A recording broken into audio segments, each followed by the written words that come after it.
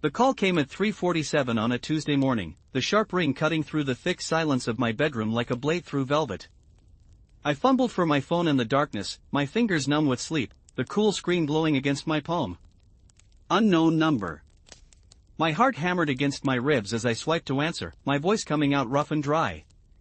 Hello? Is this Sarah Mitchell? The voice was crisp, professional, carrying the unmistakable authority of someone who deals with unpleasant news for a living. Yes, this is Sarah. I sat up in bed, my bare feet finding the cold hardwood floor, the sudden chill sending a shiver up my spine. The digital clock on my nightstand cast an eerie red glow across the room, and I could hear my neighbor's dog barking somewhere in the distance. This is David Chun from Pinnacle Real Estate. I apologize for calling so early, but there's been some confusion regarding the property at 723 Maple Street. We have a closing scheduled for tomorrow afternoon, and I wanted to confirm some details with you as one of the listed owners. The words hit me like ice water. Listed owners. Closing scheduled.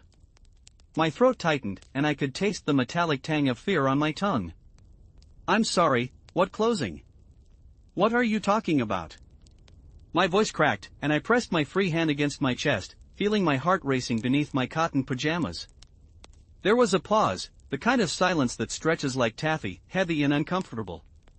I could hear papers rustling on his end, the distant hum of an air conditioner, the soft click of computer keys. The sale of 723 Maple Street.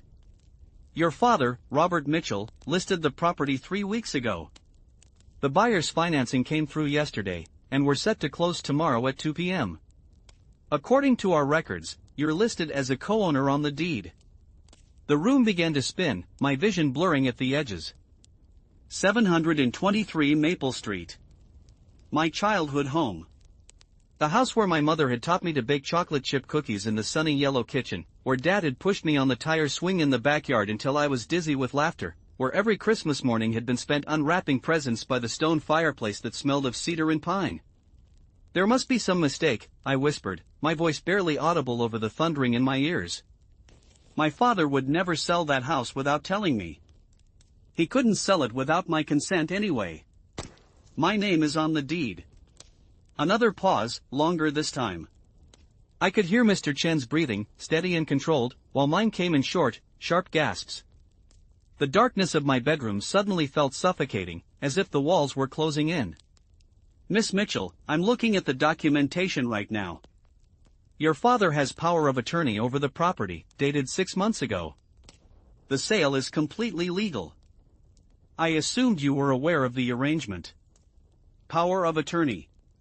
The words echoed in my mind like stones dropped into a deep well. 6 months ago. That would have been right after Mom's funeral, when Dad had been so devastated he could barely function, when I'd spent weeks driving back and forth between my apartment in the city and the family home, making sure he was eating, making sure he was taking his medication, making sure he wasn't drowning in his grief. I need to see those documents, I said, my voice stronger now, anger beginning to burn through the shock like acid through metal. I need to see everything. Right now. Of course. I can email them to you immediately. What's your email address? I gave him my information, my hand shaking so violently I could barely hold the phone. After hanging up, I sat in the darkness for what felt like hours but was probably only minutes, the silence pressing against my eardrums like cotton. My mouth felt dry as sandpaper, and I could smell the faint scent of rain drifting through my open window, mixing with the lingering aroma of the leftover pizza I'd eaten for dinner. When my laptop chimed with the incoming email, I opened it with trembling fingers. The documents filled my screen, black text on white background, as stark and unforgiving as a death certificate. There it was, my father's signature, bold and unmistakable, signing away my mother's memory, my childhood, our family legacy, for $450,000. The house was worth at least $600,000, maybe more. I'd looked into it last year when Mom had first gotten sick, thinking we might need to sell to pay for her medical expenses. Dad had refused to even discuss it then, his eyes filling with tears as he'd said the house was all he had left of her, that he'd rather die than give it up. So what had changed? What had driven him to not only sell our family home but to do it in secret, behind my back, for $75,000 less than it was worth? I threw on jeans and a sweater, not caring that it was 4 a.m., not caring that the October air was sharp and cold against my skin. The drive to Dad's house took 25 minutes through empty streets slick with dew, past closed storefronts and darkened windows, the streetlights casting long shadows that seemed to reach for my car like grasping fingers. The house sat at the end of Maple Street like a sleeping giant, its white shutters and red brick facade exactly as they'd been for the 32 years of my life. The oak tree in the front yard had grown taller since Mom's death, its branches now brushing against the upstairs windows where my childhood bedroom waited, frozen in time with its pink wallpaper and collection of stuffed animals. I sat in my car for a moment, staring at the structure that had shaped my entire existence, trying to reconcile the solid, comforting presence before me with the cold reality of the documents on my phone. This house had been my sanctuary, my safe harbor in every storm life had thrown at me. When Tommy Fletcher had broken my heart in high school, I'd cried in the window seat of my bedroom, watching the sunset paint the sky orange and purple. When I'd graduated college, we'd celebrated in the dining room, the table laden with Mom's famous pot roast and Dad's silly jokes. When Mom had been diagnosed with cancer, we'd held each other in the living room, the fire crackling in the hearth while outside, snow fell like tears from heaven. The spare key was still hidden under the ceramic frog by the front door, just as it had been since I was old enough to walk home from school alone. The metal felt cold against my palm, and the familiar weight of it brought a rush of memories so intense I had to steady myself against the doorframe. Inside, the house smelled wrong. Instead of Mom's lavender sachets and Dad's coffee, there was an antiseptic smell, like cleaning supplies and emptiness. The hardwood floors creaked under my feet in all the familiar places, but the sound seemed hollow now, echoing in rooms that felt too big and too quiet. I found Dad in the kitchen, sitting at the round table where we'd eaten thousands of meals together, where homework had been completed and birthday cakes had been cut, where life's biggest and smallest moments had unfolded over cups of coffee and glasses of milk. He was still in his pajamas, a cup of steaming tea in front of him, his gray hair sticking up in tufts that reminded me painfully of how he'd looked when I was small and would crawl into his lap for bedtime stories. He looked up when I entered, and I saw something flicker across his face. Not surprise, not guilt, but something else. Something that looked almost like relief. "Sarah. You're here early." The real estate agent called me, Dad.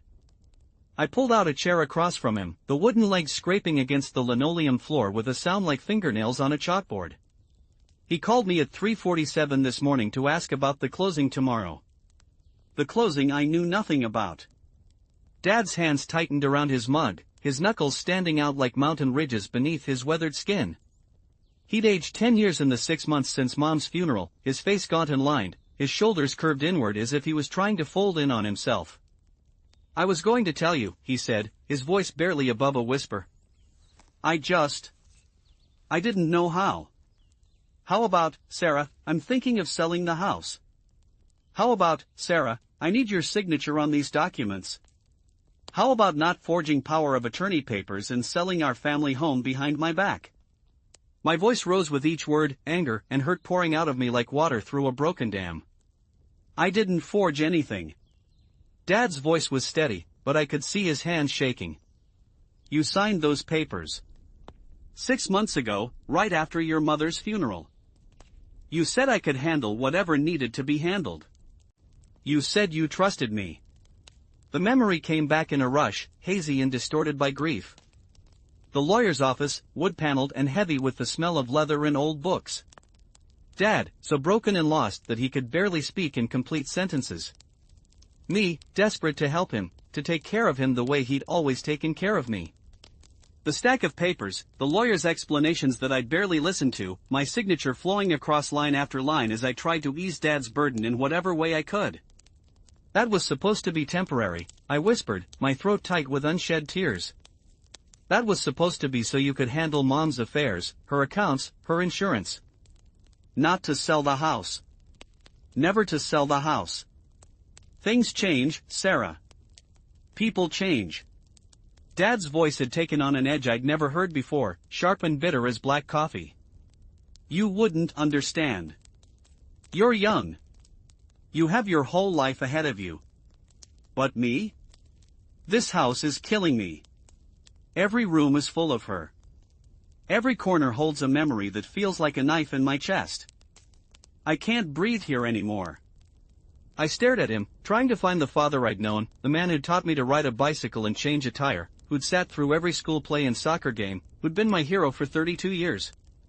But the person across from me was a stranger, his eyes cold and distant, his mouth set in a line I'd never seen before. So you decided to sell it for $75,000 under market value?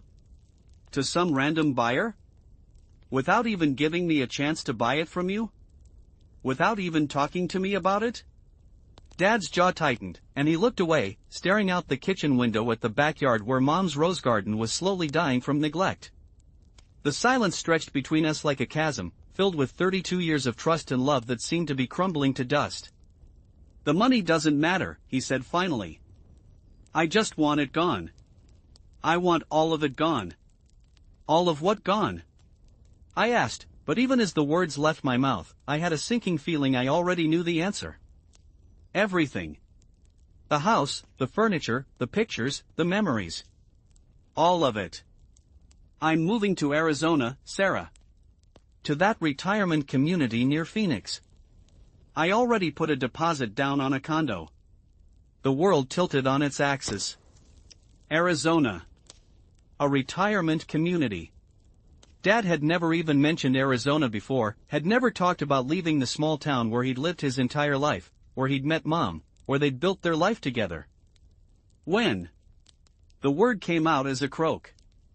2 weeks. Right after the closing. 2 weeks. Not only was he selling our family home without telling me, but he was also planning to move halfway across the country, abandoning everything and everyone he'd ever known. Abandoning me. What about Mom's things? I managed to ask, though my voice sounded like it was coming from very far away. Her jewelry, her books, her china cabinet? What about the family photos? Most of it's already gone. I donated the clothes to Goodwill last month. The furniture goes with the house. The new owners want to keep most of it. My mother's things. 60 years of her life, reduced to donation bags and furniture that came with the house like built-in appliances.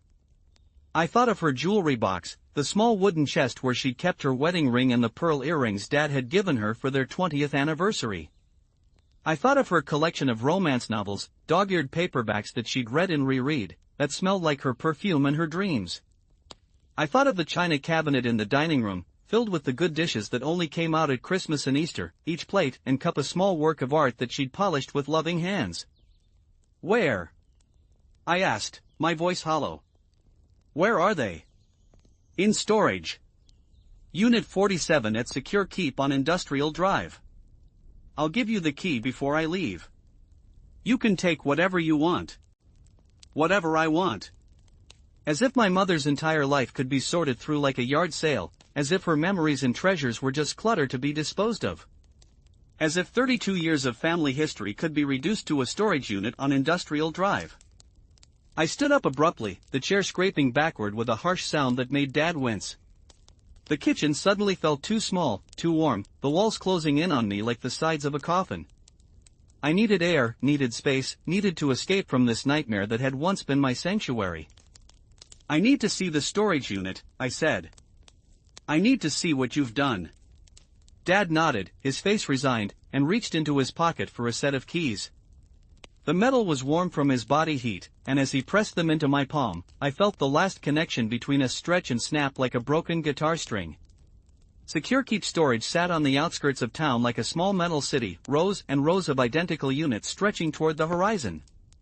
Unit 47 was in the middle of the complex, its orange roll-up door indistinguishable from hundreds of others. The lock clicked open with a sound like a gunshot in the morning quiet, and when I rolled up the door, the smell hit me like a physical blow. Mom's perfume.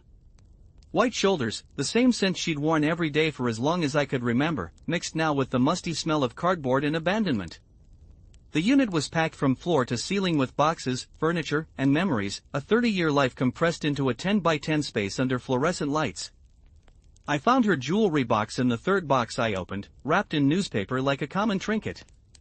The small musical dancer still worked, spinning slowly to the tinny melody of Fur Elise while tears ran down my cheeks and dropped onto the cardboard below. Her wedding ring was there, the simple gold band worn thin by 6 decades of wear, along with the pearl earrings and a small silver locket I'd given her for Mother's Day when I was 7. Box after box revealed the artifacts of her existence. Photo albums chronicling family vacations and holiday celebrations, their plastic pages yellowed with age. Recipe cards written in her careful handwriting, stained with flour and love. The quilt she'd been working on when she got sick, half finished and still pinned to its frame, the bright fabrics now seeming to mock the darkness of this place. But it was the letters that broke me completely. They were in a shoebox at the bottom of a larger box, tied with a faded blue ribbon. Love letters between Mom and Dad, written during their courtship and early marriage, full of promises and dreams and the kind of innocent romance that seemed impossible in today's world. I opened one at random, dated 3 months before their wedding, and Dad's young voice leaped off the page. "My darling Helen," it began, "I can't wait to marry you and start our life together in the house on Maple Street. I know it needs work, but we'll make it beautiful, just like you. We'll fill it with love and laughter and babies, and someday when we're old and gray, we'll sit on the porch swing I'm going to build and watch our grandchildren play in the yard where our own children grew up. This house will be our legacy, our gift to the future, proof that true love really can last forever." The words blurred through my tears as I realized the full magnitude of what Dad was throwing away. Not just a house, not just memories, but promises. Sacred vows made not just to each other but to the future, to me, to the family that might come after me. He was selling off pieces of their love story like unwanted furniture, and with each signature, each phone call to real estate agents and moving companies, he was erasing the man he used to be.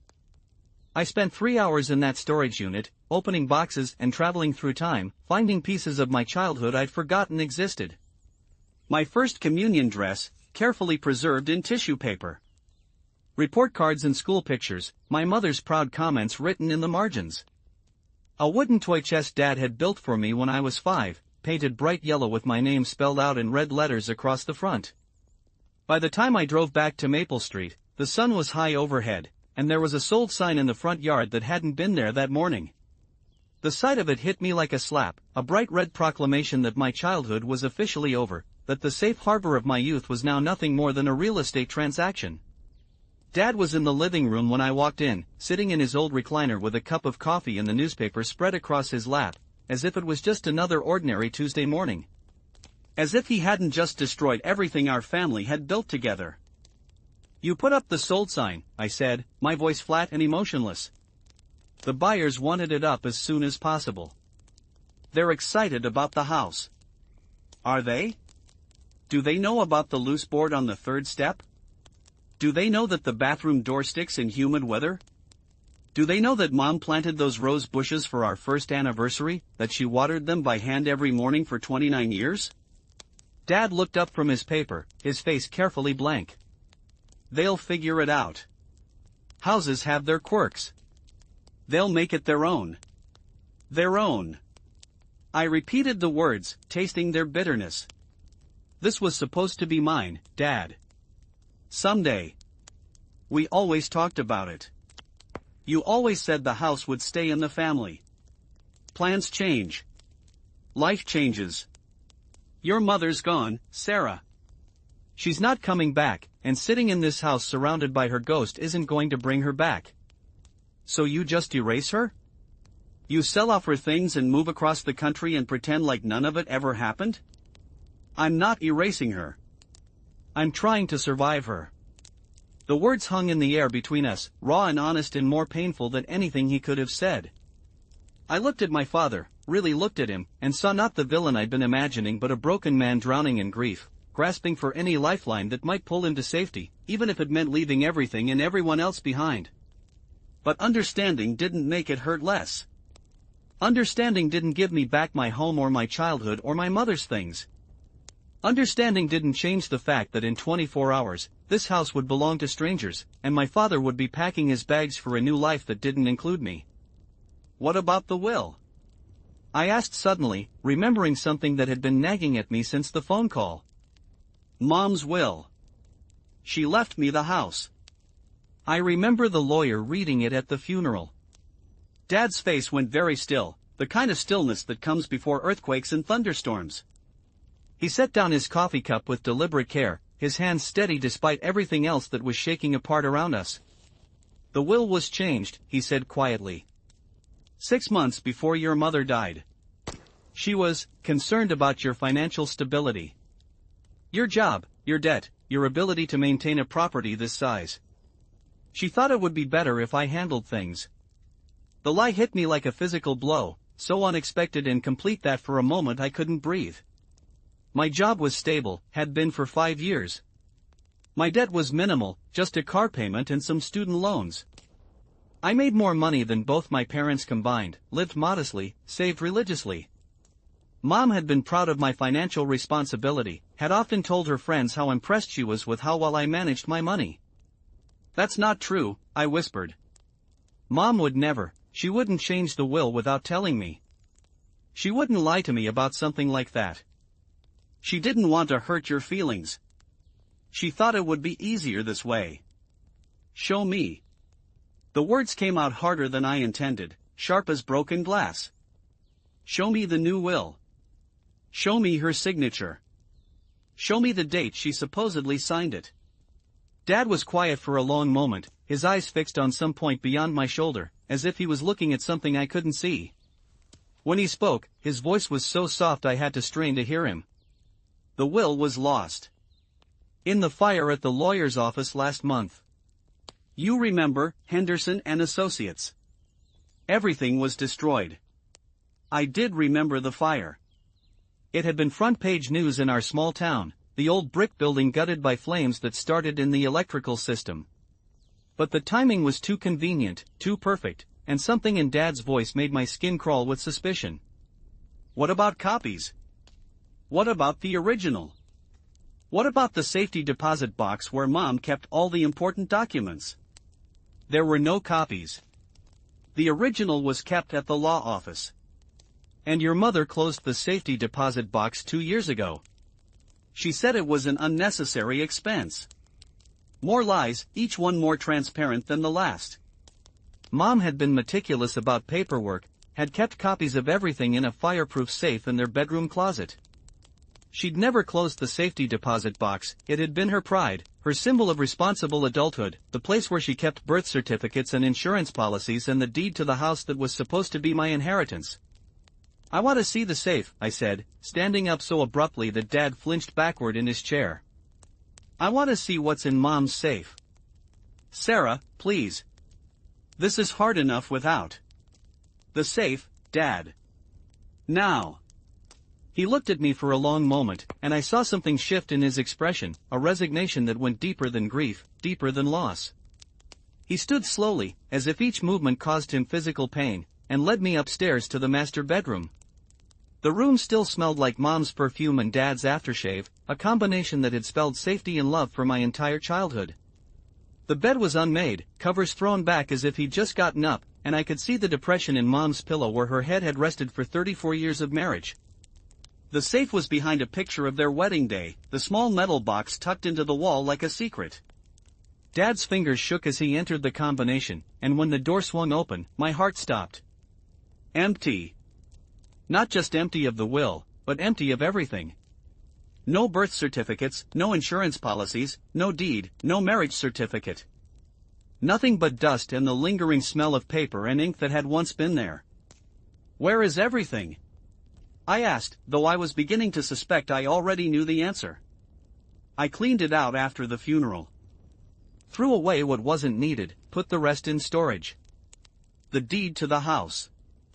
Where's the deed to the house? At the real estate office. They needed it for the sale. I turned to face him, and in his eyes I saw something I'd never seen before. Not just grief, not just loss, but guilt. Deep, overwhelming guilt that seemed to radiate from his skin like heat. There was no new will, was there? I said, my voice deadly quiet. Mom never changed anything. She left me the house, just like she always said she would. Just like we talked about at the funeral. Dad's shoulders sagged, and for a moment I thought he was going to collapse right there on the bedroom floor. When he spoke, his voice was barely a whisper. She was going to change it. Near the end, when she was so sick, she talked about it. She was worried about the taxes, about the upkeep, about you being able to handle it on your own. She made an appointment with the lawyer, but she died before she could go. So you decided to change it for her. You decided what Mom would have wanted and forged her signature and sold her house and scattered her things like they were garbage. I didn't forge anything. I used the power of attorney you gave me to handle the estate. It's all legal. It's all binding. Legal, maybe. But not right. Not what Mom wanted. Not what she promised me. Dad sat heavily on the bed, his head in his hands, his shoulders shaking with silent sobs. For a moment, he looked like the broken widower I'd been trying to help for 6 months, lost and alone and drowning in grief too deep to measure. I can't live here, Sarah, he whispered. I can't wake up every morning and see her coffee cup in the sink. I can't walk past her closet and still smell her perfume. I can't sit in the living room where she used to knit while we watch television and pretend like she's going to walk through the door any minute with groceries and stories about her day. This house is killing me, and if I don't get out, I'm going to die here too. The raw pain in his voice cut through my anger like a knife, and for the first time since the phone call that morning, I felt something other than betrayal. I felt sorry for him. Sorry for both of us. Sorry for Mom, who would never see her roses bloom again. Sorry for the family we'd been, the unit of 3 that had weathered every storm together until the biggest storm of all had finally torn us apart. But sympathy didn't change facts. Sympathy didn't give me back my inheritance or my childhood home or my faith in the man who'd raised me to believe in honesty and integrity above all else. You could have told me, I said, sitting down beside him on the bed where I'd crawl during thunderstorms, or would open Christmas presents on lazy Saturday mornings, or Mom had read me bedtime stories about princesses and happy endings. You could have explained how you felt, asked for my help, worked with me to find a solution. We could have sold the house together and split the money, or I could have bought your half, or we could have kept it as a rental property until you were ready to deal with it.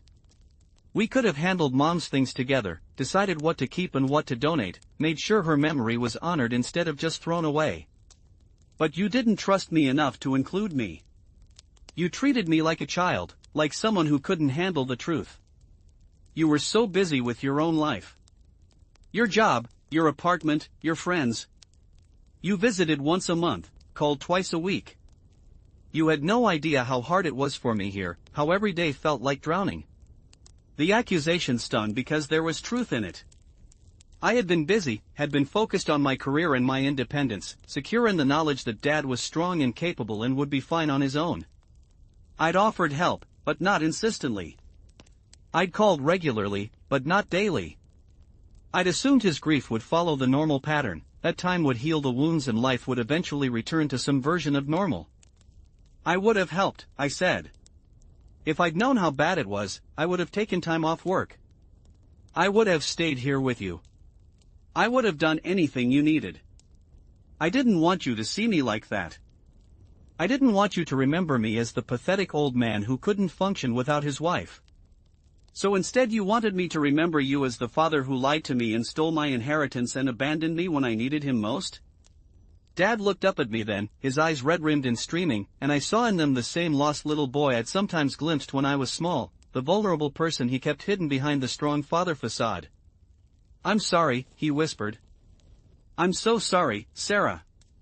I didn't know what else to do. I didn't know how to be a person without her. The apology hung between us like a bridge neither of us was sure we wanted to cross.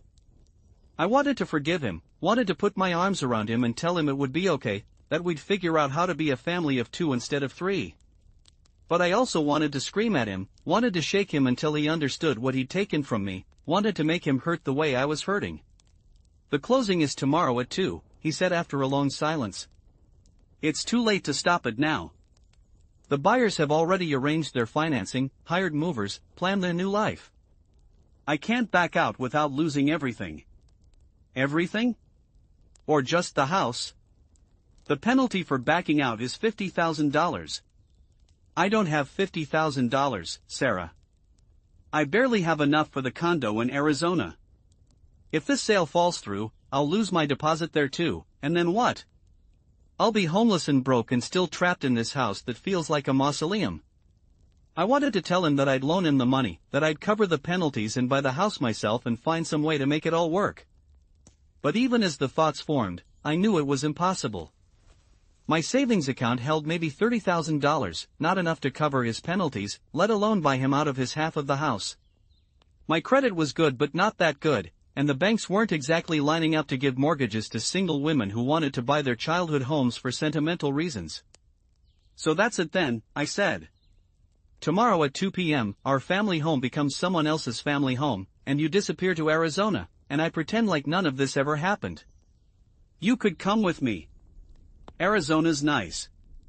Warm weather year-round, lots of activities for young people. You could get a job there, start fresh. The suggestion was so absurd it almost made me laugh. Leave my job, my friends, my life, to follow my father to a retirement community in the desert where I'd spend my days playing shuffleboard with people old enough to be my grandparents. Leave everything I'd built for myself to become his caretaker, his constant companion, his replacement for the wife he'd lost. That's not my life, Dad. That's your escape plan, and I'm not part of it. Then what? What happens to us? The question echoed in the bedroom where 3 generations of Mitchell family history had played out, where babies had been born and old people had died, where love and loss and everything in between had left their mark on the walls and floors and memories embedded in every corner. What happens to us? I didn't have an answer. I didn't know if there was an us anymore, if the foundation of trust and love we'd built over 32 years could survive this earthquake, if a relationship could continue when one person was willing to sacrifice everything for their own survival. I need time, I said finally. I need time to think, to process all of this, to figure out what comes next. Dad nodded, wiping his eyes with the back of his hand. The movers come Friday morning. I fly to Phoenix Saturday afternoon.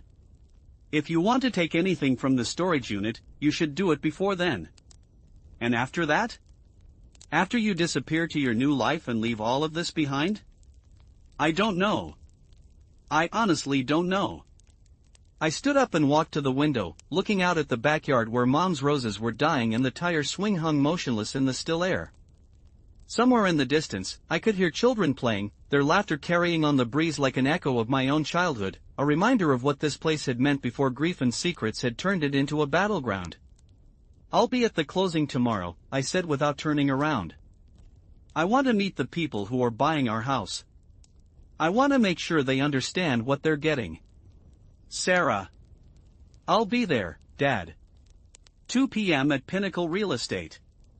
If you're really going through with this, if you're really willing to throw away everything we built together, then I'm going to be there to watch it happen. I left him sitting on the bed, surrounded by the ghost of my mother and the wreckage of our family, and drove home through streets that no longer felt like they belonged to me.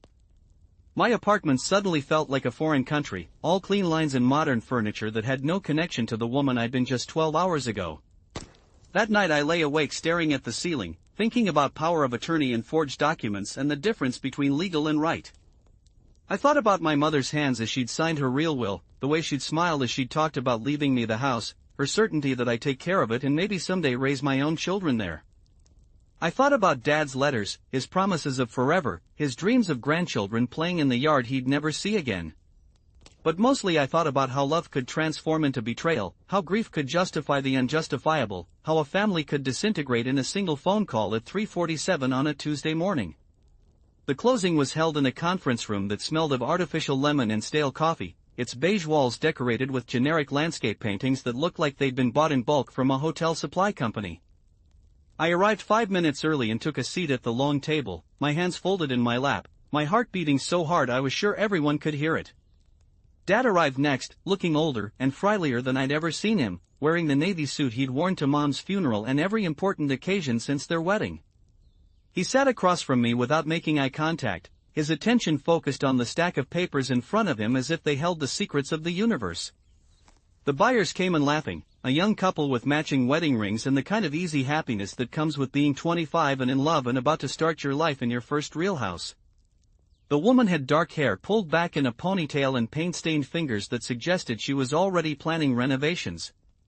The man kept his arm around her shoulders and called her babe every other sentence, his face glowing with the kind of pride that comes with providing a home for the person you love. They reminded me of my parents at that age, of the couple in those love letters I'd found in the storage unit, full of dreams and plans and absolute faith in their happy ending. You must be Sarah, the woman said, extending a paint-stained hand. I'm Jessica, and this is my husband Mark. We're so excited about the house. It's exactly what we've been looking for. Is it?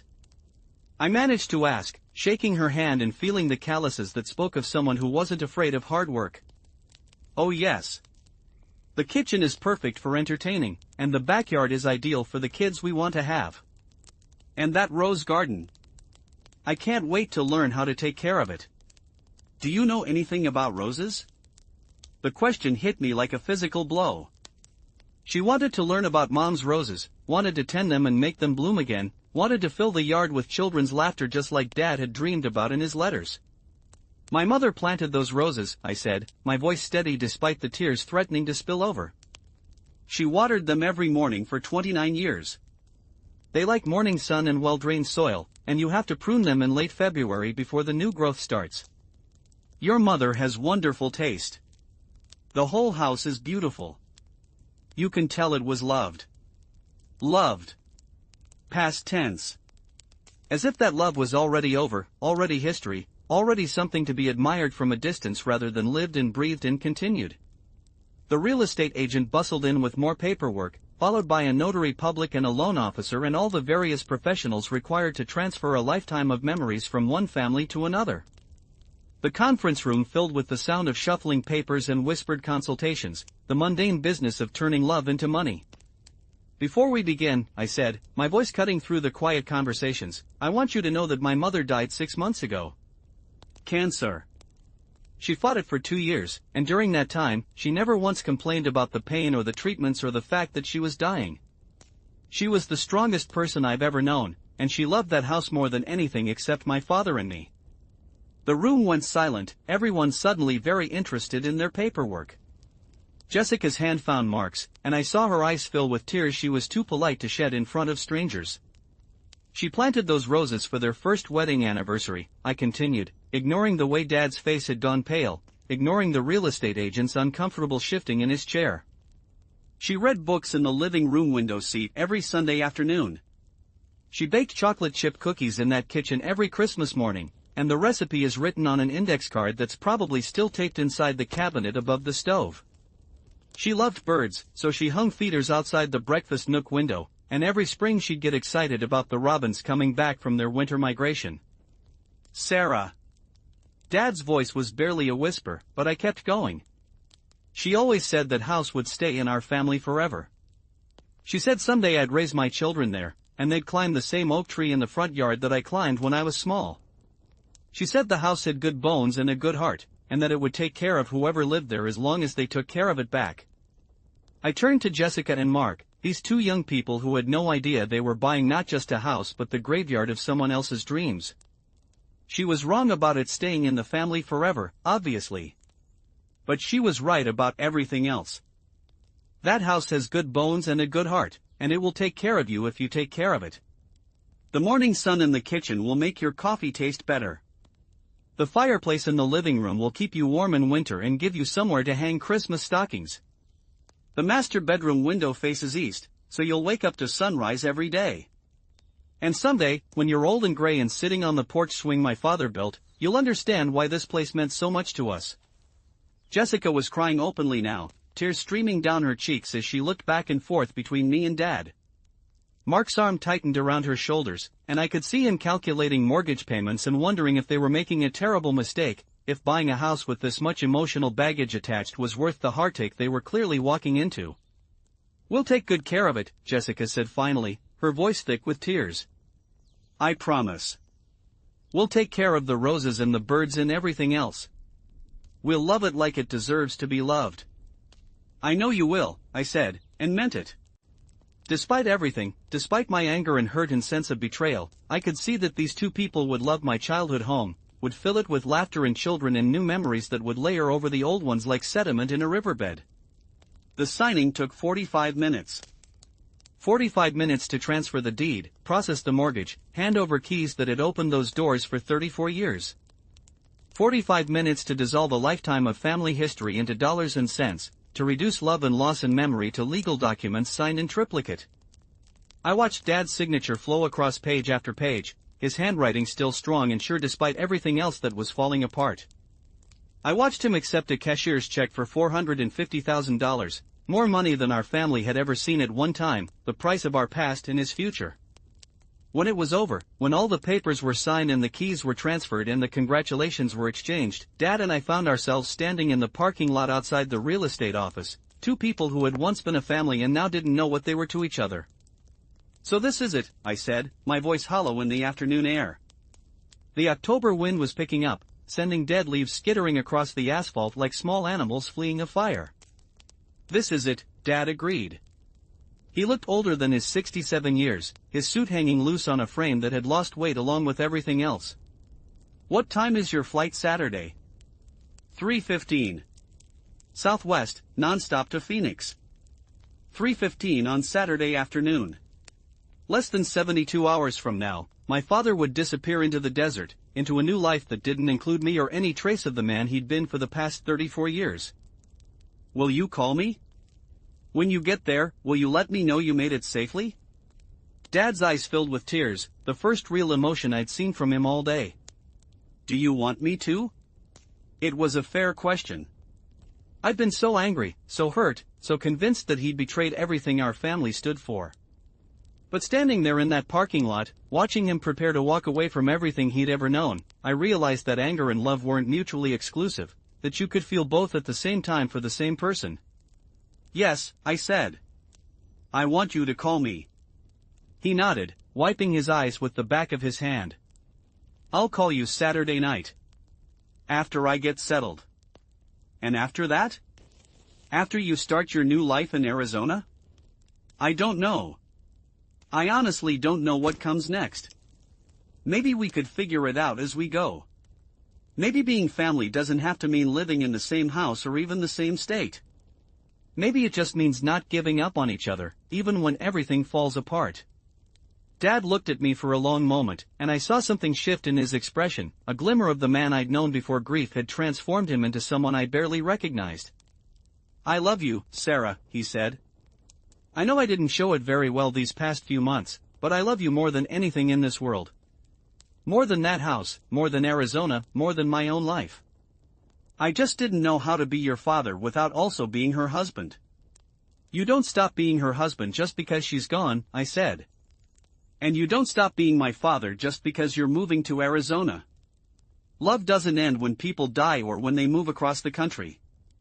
It just changes shape." He hugged me then, the first real embrace we'd shared since Mom's funeral, and I breathed in the familiar scent of his aftershave and the laundry detergent Mom had always used. For just a moment, in the circle of his arms, I was 8 years old again, safe and protected and certain that my father could fix anything that was wrong in the world.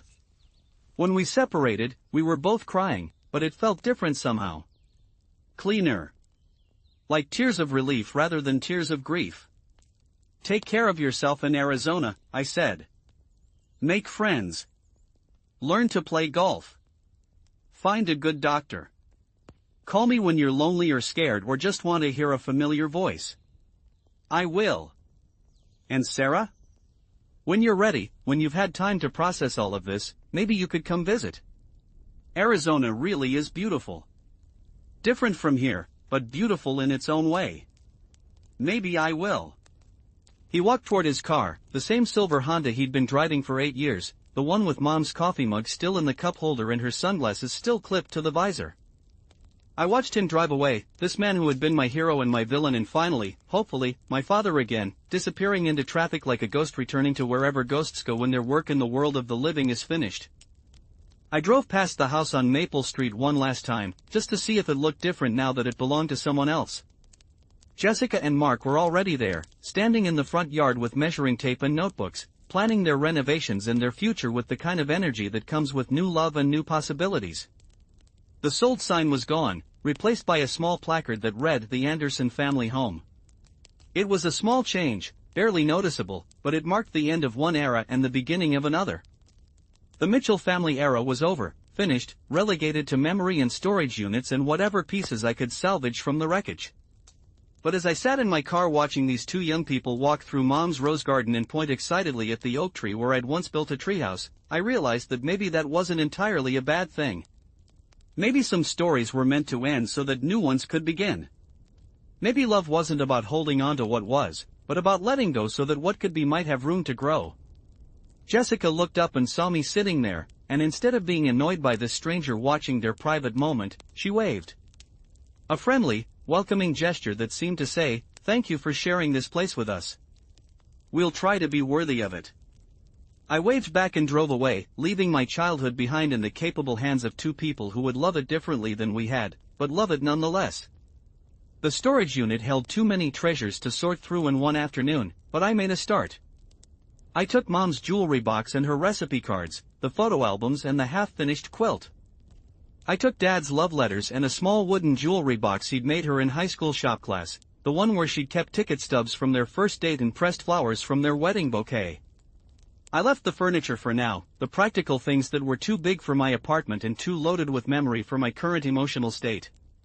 But I took the personal items, the irreplaceable mementos that would help me build a bridge between the family we'd been and whatever we were becoming. Saturday afternoon, I was putting away laundry when my phone rang. Arizona area code. I made it. Dad's voice was tired but steady. "The apartment is small but clean, and there's a pool. I can see mountains from my bedroom window. Are you okay?" "I'm okay. Scared, but okay.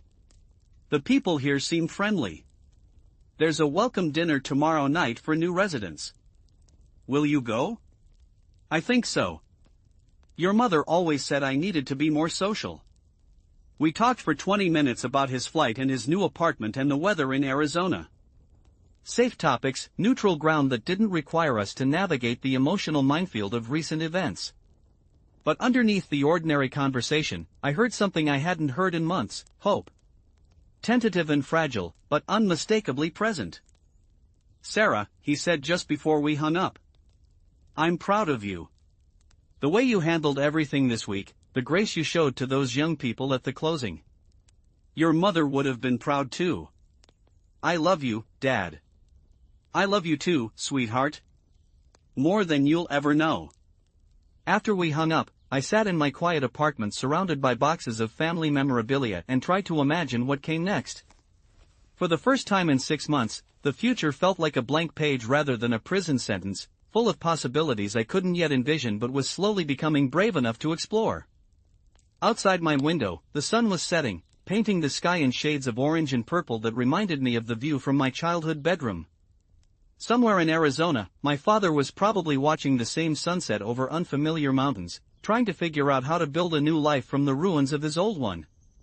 Somewhere on Maple Street, Jessica and Mark were probably planning their first dinner in their new kitchen, dreaming about the children they'd raise in the rooms where I'd once dreamed my own dreams.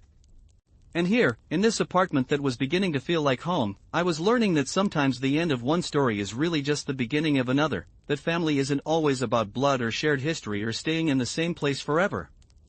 Sometimes family is about forgiveness and second chances and the courage to love someone even after they've broken your heart.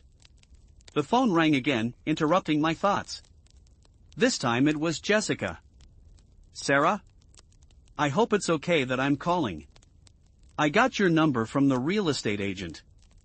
I wanted to let you know that we found your mother's recipe card for chocolate chip cookies, just like you said.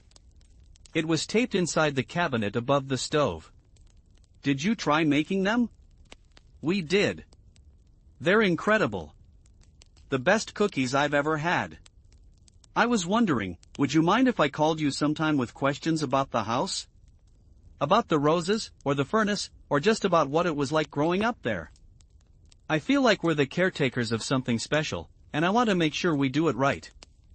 I closed my eyes and felt something shift inside my chest, a loosening of the tight knot of grief and anger I'd been carrying for months. Maybe this was how healing began, not with forgetting, but with sharing. Not with holding on, but with letting go in a way that honored what came before while making space for what came next. "I'd like that," I said. "I'd like that very much." We talked for another 30 minutes about Mom's roses and the quirks of the old furnace and the best places in town to buy groceries. Jessica promised to send me pictures of their renovations, and I promised to visit sometime soon to see what they'd done with the place. When I finally hung up, I felt something I hadn't experienced in months: peace. Not the absence of pain, but the presence of something stronger than pain. Hope, maybe. Or acceptance. Or just the simple recognition that love doesn't end when relationships change, it just finds new ways to express itself. I opened one of Mom's photo albums and found a picture of our family taken the Christmas before she got sick. We were sitting around the tree in the living room on Maple Street, wearing matching red sweaters that she'd insisted on buying, our faces glowing with happiness and contentment and the absolute certainty that this moment, this family, this love would last forever. She'd been wrong about the forever part. But she'd been right about everything else that mattered. Love doesn't disappear when people die or move away or make choices that break your heart. It transforms, evolves, finds new containers for its expression. It lives on in recipe cards and rose gardens, in phone calls from Arizona and promises to new caretakers, in the way a daughter can forgive a father's betrayal and still call him every Sunday night. The house on Maple Street would always be home to me, but home isn't just a place. It's a feeling, a sense of belonging, a knowledge that you are loved and remembered and valued. And that feeling, I was slowly learning, could travel. It could survive moves to Arizona and sales to young couples and the transformation of everything familiar into something entirely new. Outside my window, the last light was fading from the October sky, and somewhere in the distance, I could hear children playing in a yard that might have been my childhood backyard, their laughter carrying on the evening breeze like a promise that some things, the best things, really do last forever. Just not always in the ways we expect them to.